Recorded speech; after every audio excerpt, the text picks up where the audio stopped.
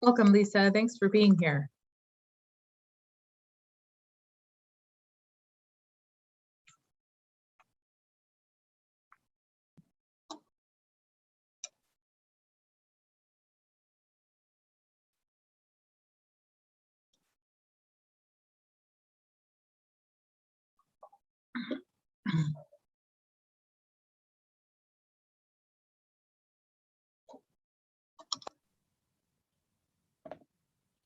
Good evening, Commissioner Graves.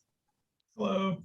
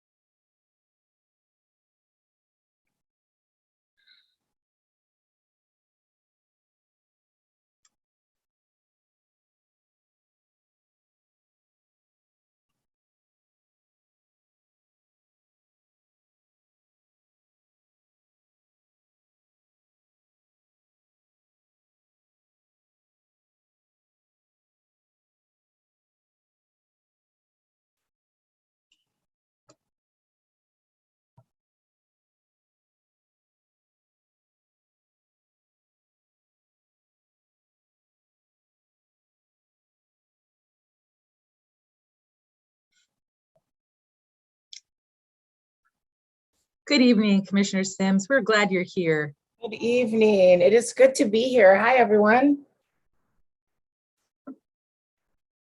Was a little more traffic than I've been used to lately on the road coming home. So glad I could make it.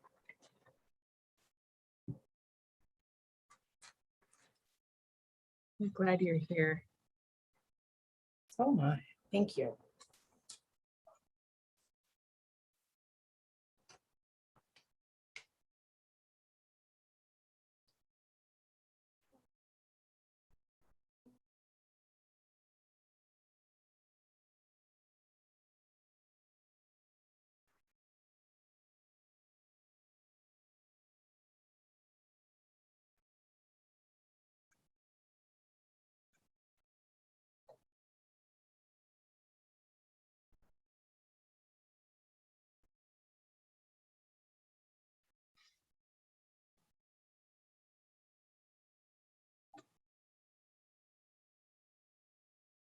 Good evening, Commissioner Fain. Good evening. And good evening, everyone. I'm Sarah Augustine, the chair of the Washington State Redistricting Commission. I would like to welcome everyone to this public outreach meeting, the seventh one in this 2021 redistricting cycle. I'm quickly going to introduce our commissioners, Commissioner Paul Graves, Commissioner April Sims, Commissioner Joe Fain.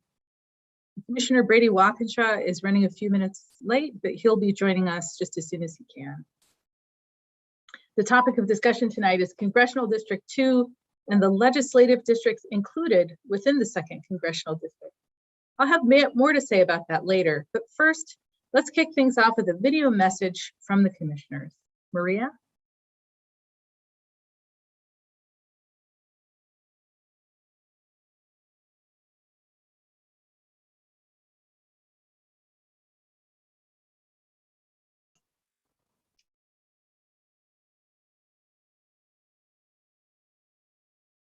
Hello, everyone. I'm Sarah Augustine. I'm the chair of the Washington State Redistricting Commission, recently chosen by the 4 voting members of the commission to facilitate and to lead this effort. Hello, everyone. I'm Commissioner April Sims. I'm Commissioner Joe Fain. I'm Commissioner Brady Walkinshaw. I'm Commissioner Paul Graves. I'm one of 4 voting members recently appointed by the state legislative leadership of the Washington State Redistricting Commission. Once a decade, we redraw our congressional and state legislative district boundaries using data the Census Bureau collected last year, reflecting changes made to the population in the last 10 years. States across the nation handle redistricting in different ways. In Washington, the state constitution and law establish an independent redistricting commission. As commission members, we've committed ourselves to a process that is open, Transparent, and credible. These maps will belong to all the people of Washington. With that in mind, we encourage you to help us draw your law. The Commission will hold virtual public outreach meetings focused on populations residing in each of Washington's 10 congressional districts, as well as additional outreach meetings to be scheduled soon. Live Spanish and American Sign Language interpretations will be available for each of these meetings. With your unique insights about the community, we will work to ensure a credible redistricting process resulting in maps reflecting fair representation for all Washingtonians. Please take part. After all, it's really your map. so come help us draw your WA. Help us draw our WA. Come help us draw your WA. So please help us draw your law.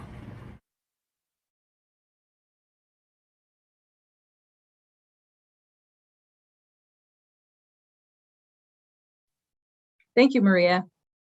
To those of you from the public joining us today, welcome again. It is my goal as chair to facilitate a process that is as participatory, fair, and equitable as possible. I will endeavor to engage communities across Washington as fully as I can and to hear and address your concerns and requests. Throughout our tenure as commissioners, we will hear public comments that are important, and we will listen to you. I will do my best to synthesize the comments, and we will endeavor to respond as we are able. Still, it is possible that you will bring forward in your public comments ideas, requests, and injustices that we may not be able to address. We will certainly deliberate on the issues where we do have jurisdiction. Where we don't, I will do my best to refer you to those who may be able to respond more effectively. I want to begin by reviewing the purpose and values of the Commission. Together as a Commission, we have agreed to the following: to provide an open, transparent, and credible process that is grounded in statute and where all voices are welcome. There is access for everyone. To conduct ourselves with transparency, respect, and civility, where commissioners will participate and negotiate in good faith. To meet the deadline outlined by law and to produce the best possible maps. You may be aware that because of the pandemic, this redistricting cycle promises to be a challenging one. While we should have received the data from the Census Bureau that we need to begin to redistrict by April 1st of this year, we don't expect to have that data until late August. Nonetheless, in late April, the Census Bureau did deliver to the President and the nation the apportionment data, which told us which states would gain seats in the US Congress and Electoral College and which would not. Based on that data, we know that in the last decade, the population of our state grew by 14.6% and added approximately 1 million residents. Despite that population growth, it did not change the number of congressional seats we are entitled to. Washington will continue to have 10 representatives in the US House of Representatives. Based on the population growth in the state, our job as the Redistricting Commission is to distribute as equitably as is practical the population among 10 congressional districts and 49 legislative districts. Based on the census data from April, Washington had a population of 7,705,281 residents as of April 1st, 2020. Therefore, we need to draw 10 new congressional districts that are compact, contiguous, and convenient, and made up of approximately 770,528 residents, and 49 new legislative districts that are also compact, contiguous, and convenient, and made up of approximately 157,251 residents. Statute also instructs us, in as much as it is possible, to minimize drawing district lines that cut through counties, municipalities, or communities of interest. And the Commission is committed to applying these principles while we try to create equally proportioned districts. So while we know the overall population of the state, according to the census, we don't yet know the particulars of percentage growth across neighborhoods and counties.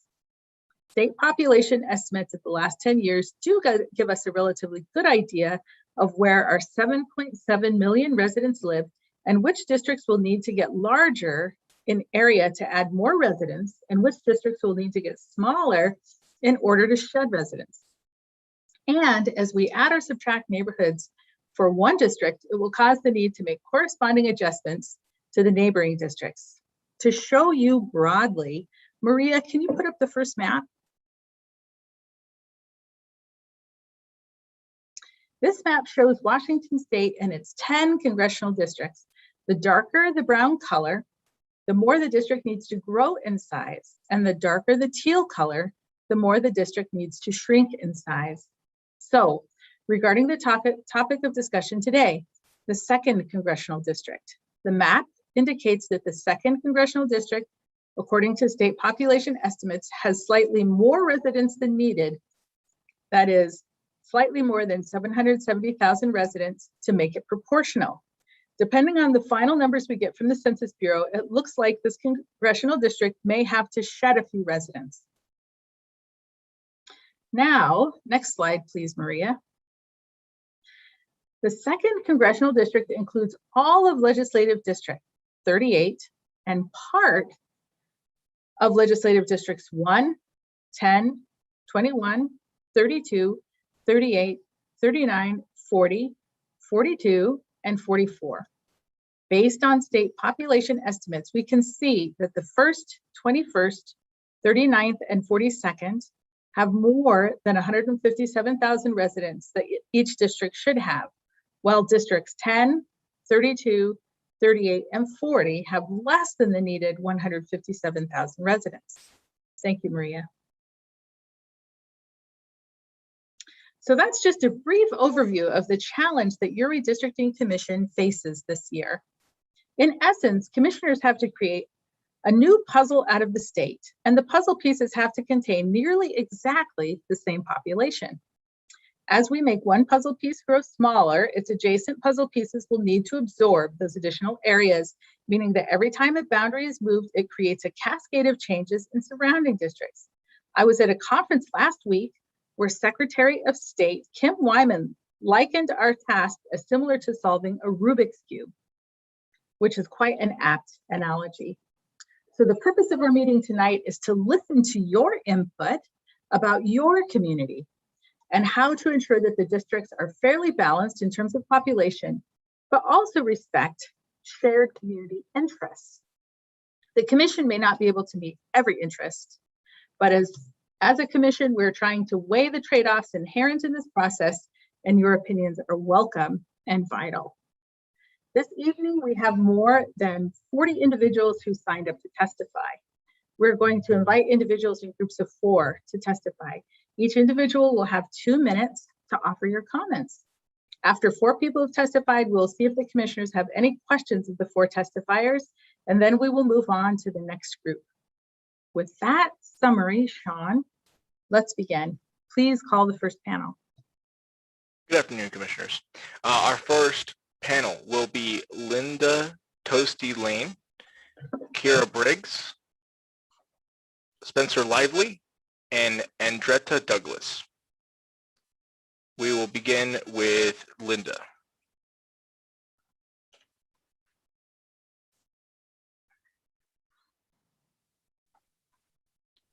And I see Kira is actually up. We'll begin with Kira. Please turn on your video, unmute yourself, and begin your testimony. Hello. I am Kira Briggs, a PCO in the 38th Legislative District. I want to speak to 3 types of communities of interest in the 2nd Congressional District. First, as a PCO on the Tulalip Reservation, I am asking the Commission to keep Tulalip whole and keep all reservations of the 29 tribes in Washington whole in their congressional districts and as much as possible in their legislative districts. The Tulalip Reservation was split prior to the year 2000, and I was told it was hard, inconvenient, and time-consuming for those in the 10th LD to travel to participate in it. The effect was to split the Native vote and limit tribal participation. Since 2000, Tulalip has been in the 38th, and the tribe has done great work in organizing its voters. The 38th Legislative District is united by the close social, economic, and geographical ties of Tulalip, Everett, and Marysville. These are the heart of the 38th. Keep them together. There are voters of colors, voters from low-income union members and tribal families who live in these interconnected places. And keep the spine of the 2nd Congressional District from Bellingham to Marysville, Everett, and Mukilteo intact. These cities, reservations, and rural communities located on the east side of Puget Sound and along Interstate 5 are united by our unique geography, by our place on the Salish Sea, by our economies, our educational institutions, our unions, and our communities of color. In summary, I'm asking the Commission to keep reservations whole, maintain the heart of the 38th Legislative District. And Thank you. Please stay with us, and the commissioners may have questions for you after the panel. Sean, please call the next panelist. Linda Toasty Lane, if you're able to turn on your video and begin your testimony, please. I will be brief. I basically would like to support what Kara just said. And secondarily, when I'm from the 1st Legislative District, and in the last time we did the redistricting, Montlake Terrace was split. And I believe that the city of Montlake Terrace should be one as a whole and remain in the 1st Legislative District, or whatever the district is, because I realize the 1st needs to be shrunk so that all of the Montlake Terrace be in the same district. And I'd like also for the city of Briar to be in that same district. But that's basically my testimony. Thank you. Have a good day. Thank you. Please call the next speaker, Sean. Our next testifier will be Spencer Lively. If you don't mind unmuting yourself and beginning your testimony. Hi. Yeah, my name is Spencer Lively. I was born and raised in Mount Vernon. So I'm also currently a constituent of the 2nd Congressional District in Anacortes. For transparency reasons, I'm the chair of the 40th District Democrats, though all my pins are my own today. I just want to stress how interconnected the Skagit Valley community is. Like, we're just as likely to say that we're from Skagit as opposed to, like, I'm from Mount Vernon. Because of how interconnected and interwoven each of these communities are. And that's Anacortes, LaConner, Mount Vernon, Burlington, Siege of Woolley, and every community in between them. It's like we are driving to these different cities every day to do different things. And we have friends and family in all throughout the Skagit Valley. And it doesn't make sense that it's split between 3 legislative districts and 2 congressional districts. And with that most egregious example being Mount Vernon and Burlington, which are effectively the same town with the same people living the same lives without regard to the boundary of the river between them. But despite that, they're split by that river and by the municipal boundaries into the 40th, the 10th, and the 39th, and also the 1st and 2nd Congressional Districts within what is effectively the same town, the same community. And it doesn't make sense that people in the rural parts of Mount Vernon, the unincorporated eastern parts, would be in the same legislative district as people in eastern King County, as opposed to people that are actually in their family and friends and community that share the same culture, bonds, network. So those are my main points. Otherwise, Bellingham also has a very similar issue with this, with the 40th and the 42nd. It doesn't make sense to be splitting Bellingham down the middle into 2 legislative districts when it is the same community with the same people living there. And I would hope that legislative districts and congressional districts would be reflective of those communities in the North Puget Sound. Thank you. Thank you. Sean, would you please call the next speaker? Yes, Chair. The final speaker for this panel will be Andretta Douglas. If you don't mind turning on your video and beginning your testimony. Hi, my name is Andy Douglas, or Andretta Douglas. I'm a member of the 42nd LD and I live in the 2nd CD. In my community in the 42nd, we have a Latinx community, the Nooksack tribe, the Lummi Nation, the Sikh community, and of course, Point Roberts. All of these are communities of common interest, plus we in the 42nd have been working very hard to develop broadband, because in the anywhere outside of Bellingham and anywhere not right on I-5, we've got really bad broadband services. So I encourage you to think about where the Latinx community lives. There's many in Linden, going all the way down Meridian on both sides, and then also in central Bellingham. And then of course, Point Roberts is a weird beast, being stuck out there and having to go through Canada to get to the United States, or take a small emergency ferry that was set up for the pandemic that comes down to Bellingham. And that is a strange community that needs protection for their needs. Thank you. Thank you. All right. So I want to ask the commissioners at this time if you have questions or comments for the panel. Okay, seeing none, I'd like to excuse the panel. Thank you for being here with us. And Sean, would you please call the next panel? Absolutely, Chair. Our next panel will be Rocio Lopez, John Amel, Mark James, Bennett Messi Halber. We will begin with Rocio. Rocio, if you're able to. Yes, can you hear me? Yes, we can. Please begin. Okay. My name is Rocio Lopez, and I live currently in Mount Vernon. I used to live in Conway, and the Conway area has a Mount Vernon zip code. I don't understand why we are considered to be CD2. It's really inconvenient for me because, and many others, because we don't have any representation. And for me being Mexican, that is really important. I now moved back to have a family emergency to my dad's house in Mount Vernon, which is 3 miles away, and it's in the 40th.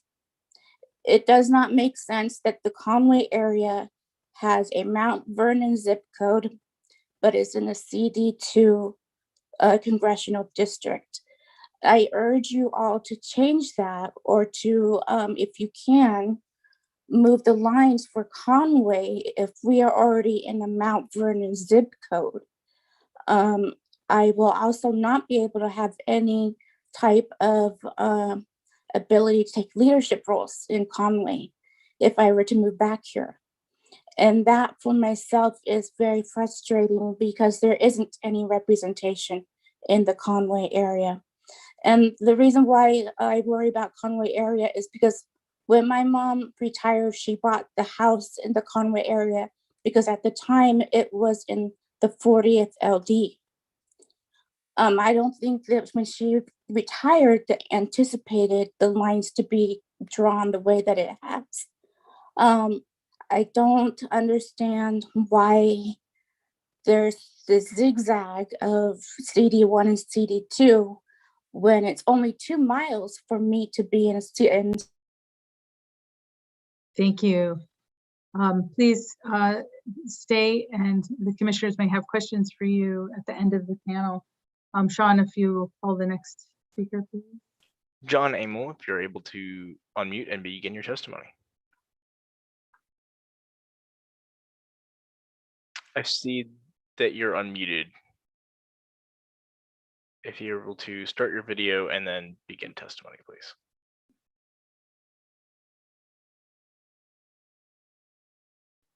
So, sir, we still can't hear you, and you may have an audio issue. We're still not able to hear you. We're going to move on. John will make sure that we are able to get back to you if you're able to get your audio issue figured out. And Chair, the other 2 individuals for this panel after John have left the meeting. Okay, great. So It looks like this isn't Mr. Mel's first try at testifying. And so let's work to try and help him get on this evening. Yes, definitely. I will make sure that instructions are sent. Thank you. So it looks like we're going to conclude this panel. And so commissioners, do you have questions for Ms. Lopez or comments? Okay, seeing none, I'd like to excuse the panel, and Sean, if you'd please call the next. Absolutely, Chair. The next panel will be Nancy Shang, Nicole Winque, Diana Foster, and Paula Townswell. If we can begin with Nancy.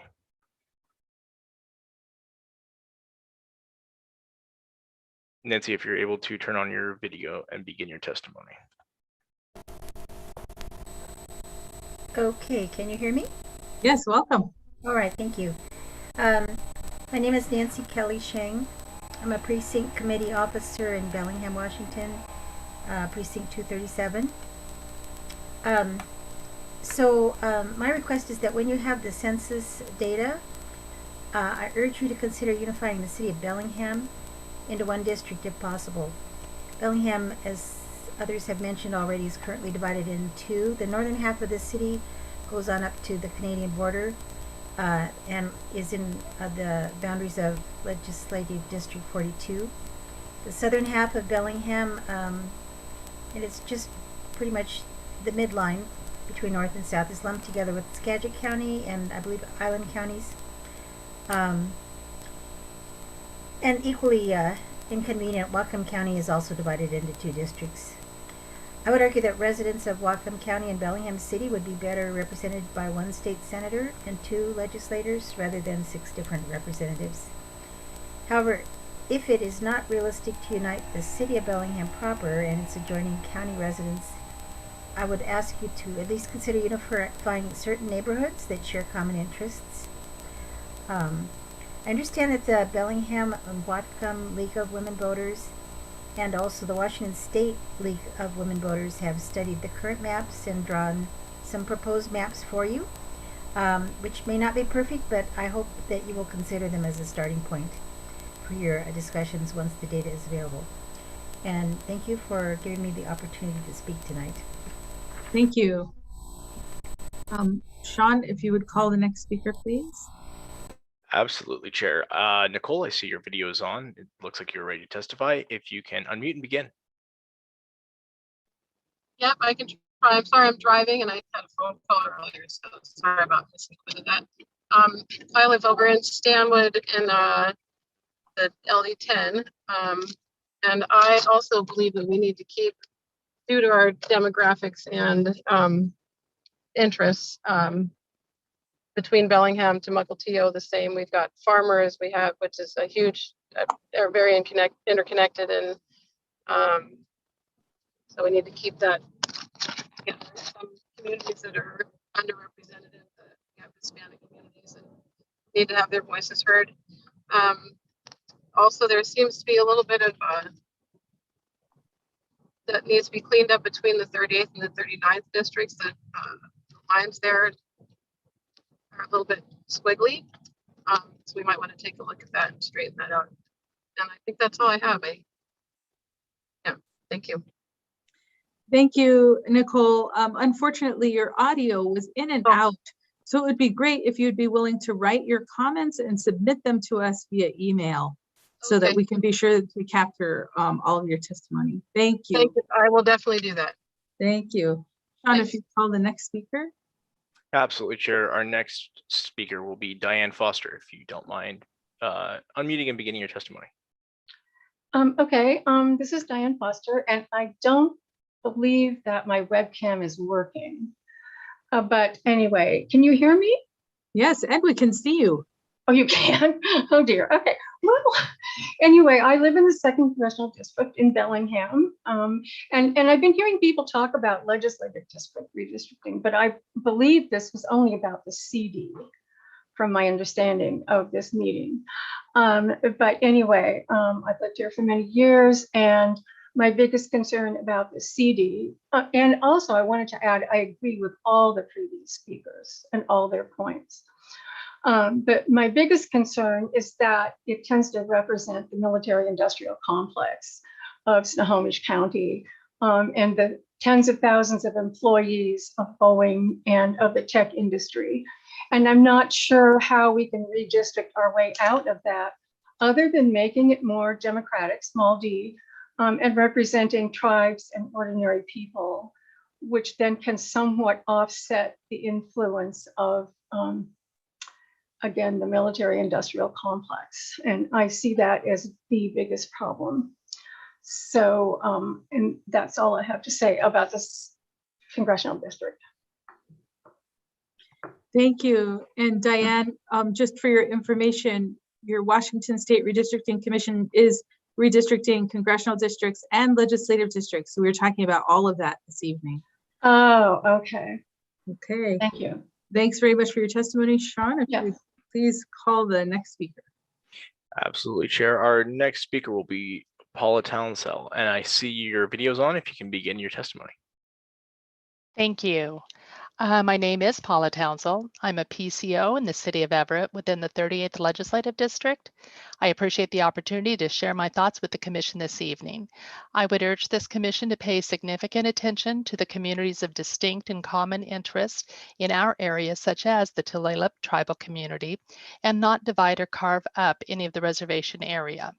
Also within CD2, particularly the city of Everett, our community is based on similar interest with a strong union employee force, common schools of higher education located in our area, and between the Salish Sea and the area waterways. In Everett, most residents are within the 38th LD, but we also have residents of the city of Everett within precincts in the 21st LD, which doesn't really seem fair or equitable for those people, as I'm sure they often feel overlooked. I would look forward to your work to create a just and fair district for us. I do have a number of items that I am concerned about and feeling frustrated that I want to call to your attention. There's an appearance at times that this commission may be tone deaf and living to what we're living in right now, and the need for conscious and transparent choices appears to be absent. It's frustrating that the redistricting process will base so much on the flawed 2020 census population statistics and demographics. It's frustrating that multiple media advisories from the Commission have contained errors and required correction to include correct references to the LDs of the congressional districts. It's also frustrating that the original public comment for CD2 was set for this past Saturday on June 19th, which is also known as Juneteenth, and certainly a notable faux pas of this Commission. It's frustrating that the Commission has allowed placement of a former state senator, Joe Fain, to the districting panel. Since he has a credible rape allegation against him, it is beyond a faux pas. It's very disturbing, and it corrupts this process by moving the focus onto the commissioners, away from a fair process. We shouldn't be validating the character of a former elected official through this commission, but Thank you. We appreciate your comments. And that concludes this panel. And so I want to ask the commissioners if you have questions or additional comments for the panelists.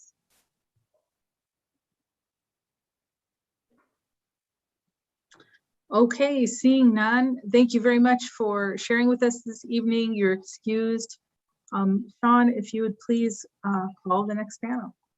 Absolutely, Chair. Our first panelist will be Carl DeJong. I see you already. Perfect. Thank you.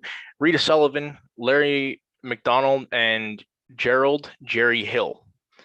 Carl, if you can begin your testimony, please. Thank you. Good evening, commissioners. My name is Carl DeJong, and I would like to acknowledge that I live on the traditional lands of the Upper Skagit tribe. I am a city council member in the great city of Cedar-Woolley, Washington. My opinions here today are of my own and should not be reflected upon any elected status. I am here to speak about the 2nd Congressional District, of which we are encapsulated. However, our zip code 98204 does split across into the 1st Congressional District. In fact, our food bank is right across the street from the 1st Congressional District. We also in the 39th touch or bounded by 10 different legislative districts from King County, Whatcom County, Okanagan County, and Kittitas County. We are a special and unique community that thrives on its self-reliance and independence. We are indeed connected, as Mr. Lively brought out earlier, by a river that contains all 5 species of salmon. And that is very true, that it does connect us from Anacortes all the way up through New Halem. And we want to stay whole in a legislative district and also in a congressional district. And we look forward to your process of redistricting. I would also like to reiterate what was said before. Please do look at the participation rate of data from the census. We do have a high population, an intense population of those who do not participate because of their immigration status. And as a second generation immigrant, I understand that. Thank you for your time. Thank you. Sean, if you'd please call the next panelist.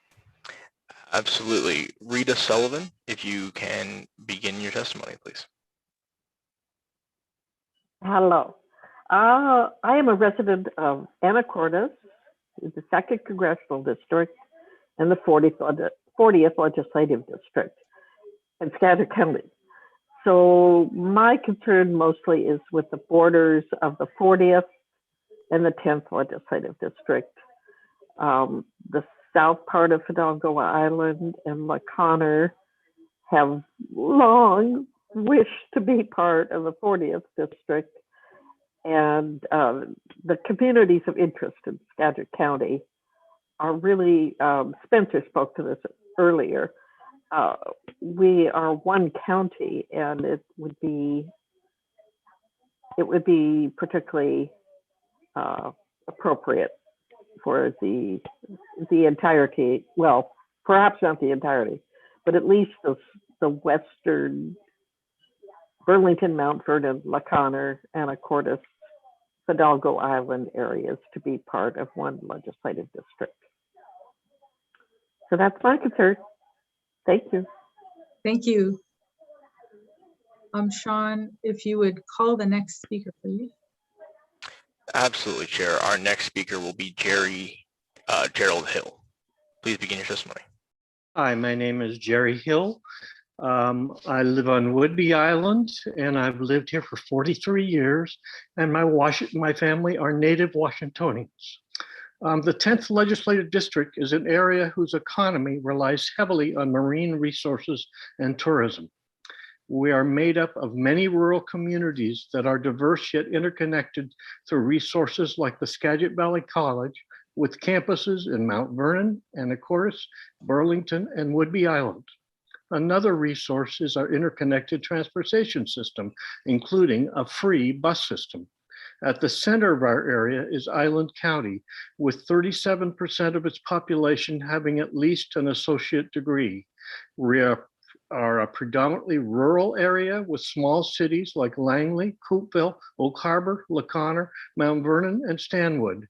In our region, we are known for many artists, including well-known painters, sculptors, glass artists, woodworkers, metalworkers, potters, photographers, authors, poets, actors, and musicians.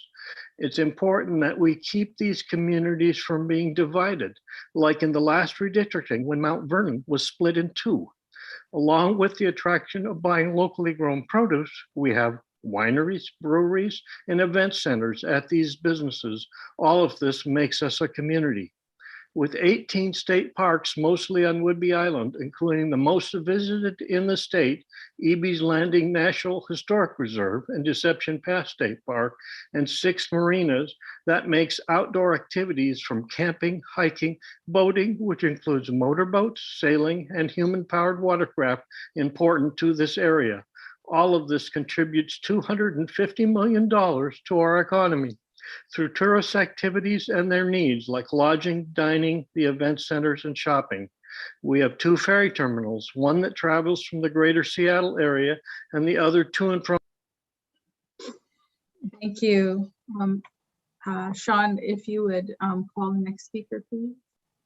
Absolutely, Chair. Our final speaker will be Larry McDonough. If you can begin your testimony, please.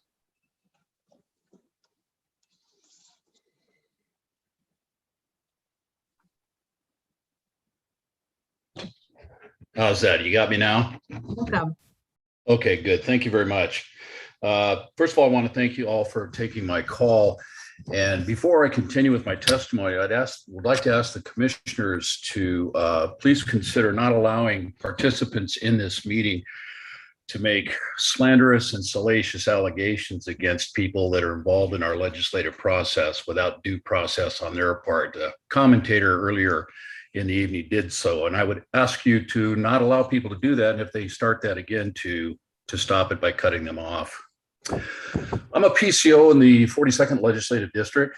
Whatcom County is a blend of rural and urban populations that need appropriate representation that matches the residents' values and voting expectations. I live in the rural part of the county to the north of Bellingham proper, where we have a great amount of farming families and larger wide open spaces. Our viewpoints regarding issues such as zoning, land use permitting, water rights, etc., would naturally differ from residents living in a denser urban population center such as Bellingham proper. We need those concerns to be at the forefront of the minds of our representatives, our city and county council members and planners when decisions are being made that affect all of us. Additionally, we need to keep our political landscape competitive for balanced representation in our district. As a white adult conservative male that has lived in Western Washington for over 50 years, I have not had the belief that my vote has counted for much in the past 30 years. I am now being disenfranchised by an onslaught of voting and representation that does not reflect my values and beliefs, along with many people that I know and am friends with. With the far left culture shifting pressure that we see being brought to bear on our representatives, both liberal and conservative, it is critical that we hold fast to our foundational form of a representative republic government. I don't appreciate being canceled because my views are different from someone else's that. I apologize that your time is up and we want to hear all of your comments, so please do submit those to us at our email address. Larry is the last speaker on this panel, so I want to ask the commissioners at this time if you have comments or questions for the members of this panel. All right, great. Seeing none, I want to thank the people who have testified here on this panel. Thank you for your time and for being with us. We look forward to seeing your written comments if you choose to share those with us. And you're excused. Sean, if you would please call the next panel. Absolutely, Chair. Our next panel is going to be Chris Davis, Mark James, Gary McCraig, and Peter Condleys. If we can begin with Chris Davis. You can turn on your video and begin your testimony.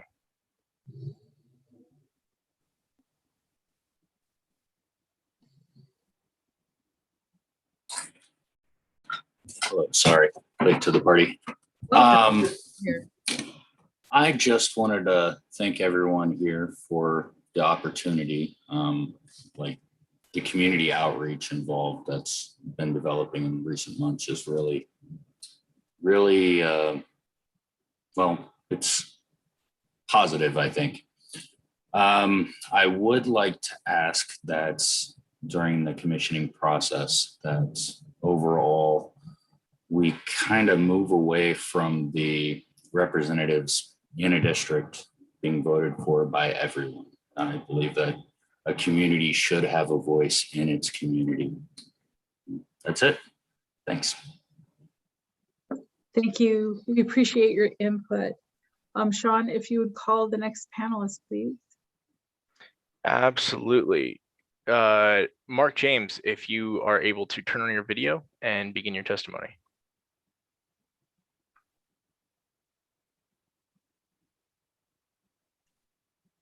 I am here. Hold on.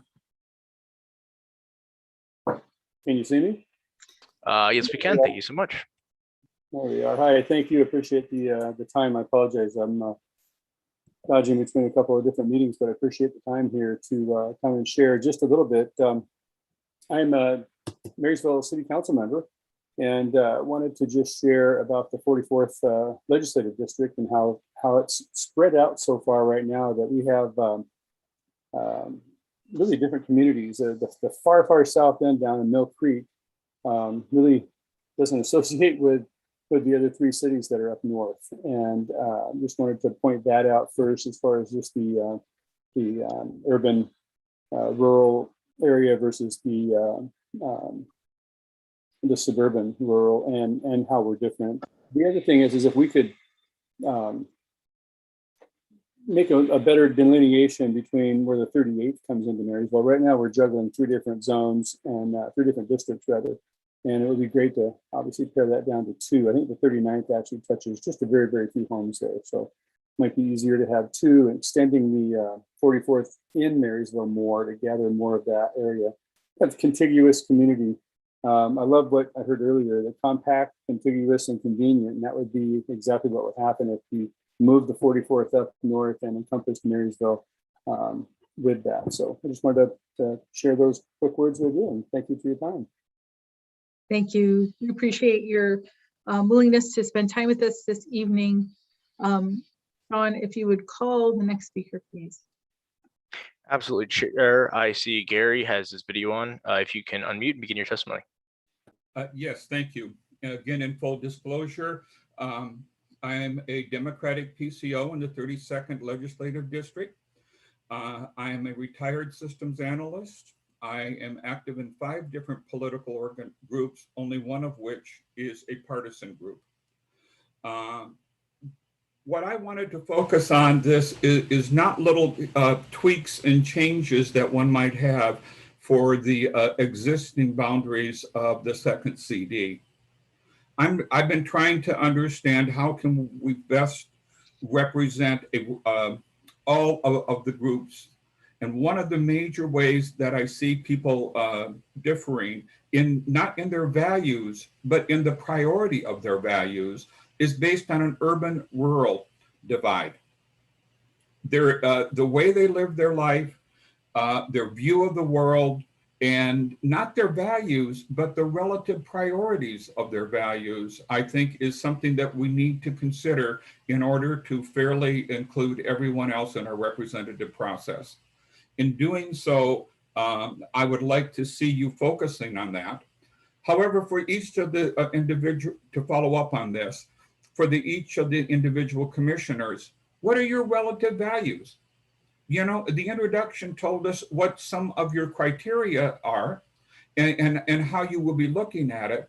But until I can see the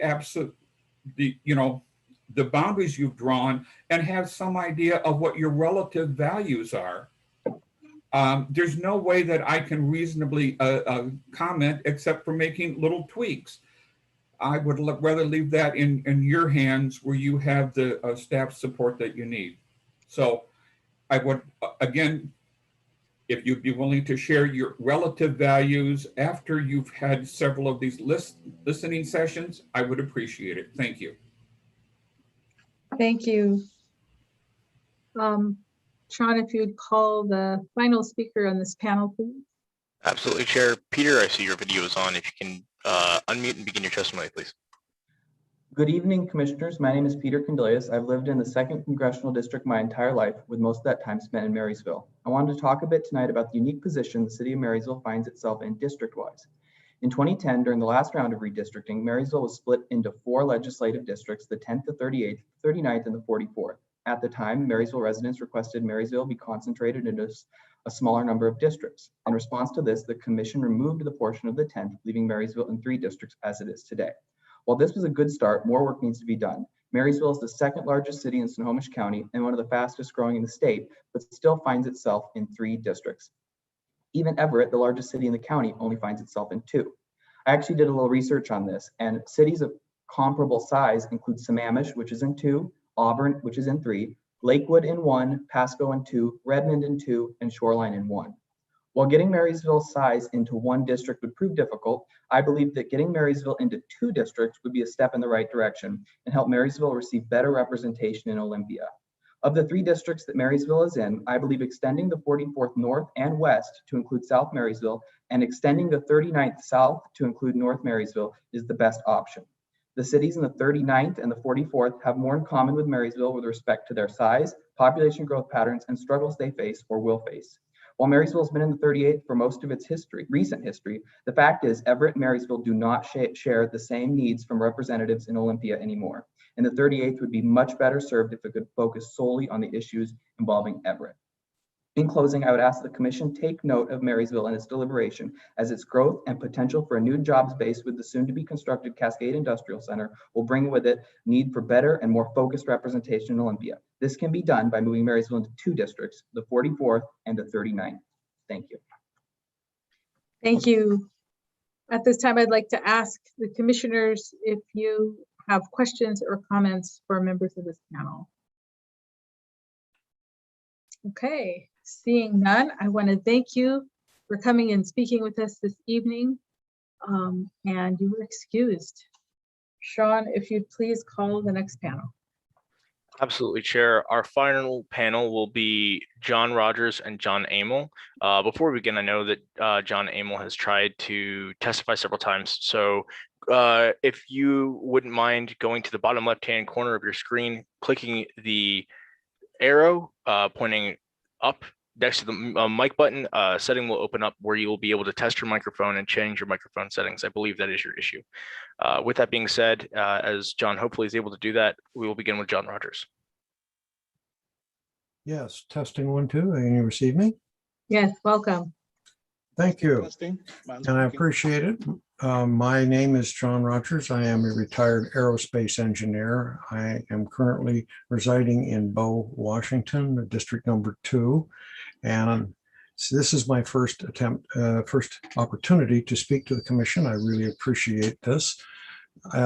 Like many people that have spoken tonight of the 2nd District, I believe Rita Sullivan and Carl DeJones mentioned something that is of concern to me as well, and that is the previous districting included the areas of Everett and the islands, which in District 2 did not represent the rural sections that I do live in. So I noticed that one of the priorities that you spoke of at the beginning of the meeting was to retain as much as possible the county areas, not to cross the county lines as much. And I appreciate that. I think that will bring more equal representation if we can show the people as a homogeneous group within counties rather than splitting across counties.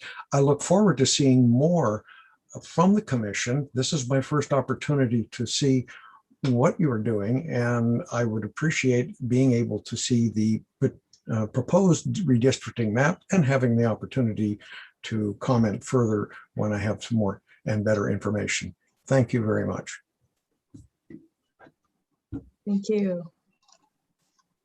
Appreciate your comments. Sean, if you would call our next speaker. Absolutely, Chair. John Amel, if you are able to begin testimony. Let's see if your mic works. Well, let's try it again now. How's that? Perfect. Sounds awesome. Thank you. Right. Well, Jerry Hill and I were collaborating on our testimony, and he already stepped over a lot of mine, but I'll fill in the blanks here. My name is John Amel. I'm the chair of the 10th Legislative District Democrats, and I wanted to give you just a characterization. 10th LD is made up of all of Island County, which is Whidbey Island, Camino Island, and parts of Snohomish and Skagit. Each of those represent 20% of the registered voters, while Island County has 60%. 10th LD has approximately 250 miles of shoreline. I believe that's more than any other LD. I could be wrong about that. The 40th and I, sometimes we go back and forth on that. The nearshore and coastal estuaries provide a critical refuge for juvenile salmon as they make their way to the ocean. Our salmon provide food for the orca and for us. As you know, salmon runs are way down, but we're working on habitat restoration in hopes of a better future. Our shorelines also provide homes for forage fish and support the Pacific flyway for migratory birds, like our snow geese. I think Jerry already mentioned the Skagit Valley is a world famous for tulips and daffodils. And we love our seafood and our Puget Sound Dungeness crab and Pin Cove mussels. I'm going to get right to the punchline and just say if the 10th LD needs to grow in size to meet our LD population target, I would ask that we preserve our characteristics of being shoreline and marine area based. And I'll let it go at that. We also have a big Navy base.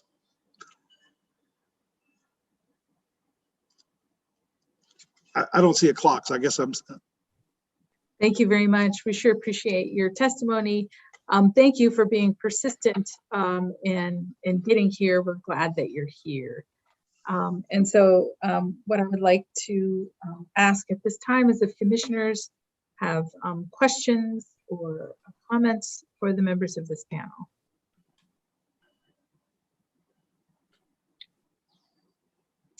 Okay, well, I will speak just briefly to John Rogers in saying that we are waiting for the census data, sir, to begin drawing maps. So typically we should have the data by April 1, and we are expecting it in late August. And so you will see our efforts as we're able to provide them sometime after we receive census data. At this time, we're trying to learn about your communities of interest as best we can so that we will take your input into the process of redrawing maps.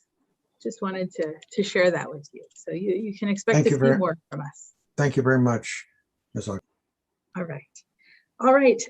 So seeing no more comments or questions, I would like to excuse the members of this panel. Thank you for being here. We're glad to hear from you and all members of the public. And at this time, what I'd like to do is ask the commissioners if you would like to make closing comments at this time.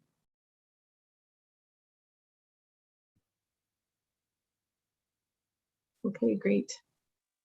Commissioner Graves? Thank you very, very much. And I just want to say a note of a special thanks to everybody who showed up tonight. I thought this was really thoughtful testimony. It really gave us a sense for where you live and the things that you care about.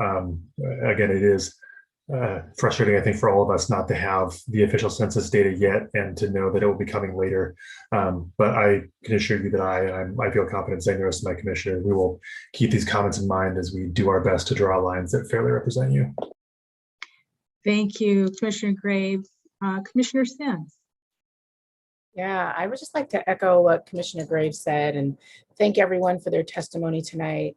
I know the time and the energy that everyone put into being here and to providing us with some context. We really appreciate the deep nuances regarding the various communities of interest and the unique cultural identity of Congressional District 2 and the various legislative districts. And just want folks to know that their testimony tonight will provide us with some additional context that we can add to the data that we will be analyzing as we move forward. So thank you, everyone. Thank you. Commissioner Payne. Thank you, Madam Chair. I also want to echo the thanks from my colleagues. These actually have been very helpful in helping a number of us who aren't necessarily from the local part of the state that we're talking about today understand those communities of interest a lot better. It also gives us an opportunity to go back and follow up on the little notations about, the communities of interest and how they fit together and whether, that so-and-so shops in this community and this community, even though you might not be able to tell that when looking at a map, but you can only tell that when people actually show up to testify like this. One thing that I did want to mention is very soon we'll be launching a tool on our redistricting website where you'll be able to go in and actually manipulate a lot of the census data and draw your own maps and be able to whether it's showing your communities of interest or actually sending official maps to us to review. And we've received a couple already, and they've already been very helpful at understanding the wishes of a lot of folks in the community. So I'd encourage you to take advantage of that tool if you're so inclined. Thank you. Thank you, Commissioner Fain. Commissioner Walkinshaw. Thank you so much, Madam Chair, and my apologies for being late to video. It's great to be on with you all.